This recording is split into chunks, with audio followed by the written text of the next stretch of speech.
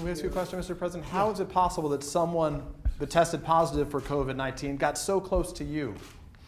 Well, I think probably that has to do with the fact that we all believe in tests. We have the best tests in the world, but they were tested, I believe they're tested on a weekly basis.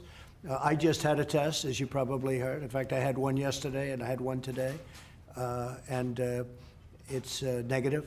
Mike just had a test and it's negative. But they do the tests, and it just shows you that the fallacy, it's what I've been saying. Testing is not a perfect art.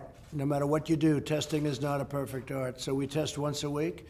Now we're going to go testing once a day. But even when you test once a day, something happens where they catch something.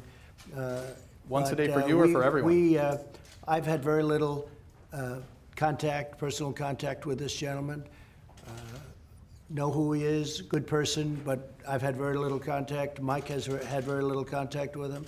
But Mike was tested and I was tested. We were both tested. Did it spook you? I mean, it can be scary for some people. It's a little bit strange, but it's one of those things. It's, as I said, I said yesterday, Governor, all people are warriors in this country. Right now, we're all warriors. You're warriors, we're warriors. You could be with somebody, everything's fine, and then something happens to that person and all of a sudden test positive.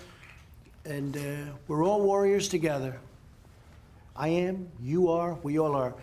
It's what we were saying before. It shows that testing, and we have the best tests in the world. But what happens in between when you got tested and just a couple of days later? So in this case, there were a number of days missed, and it was a long weekend and things, and so you never know. But we both tested in a negative fashion, I guess you would call it.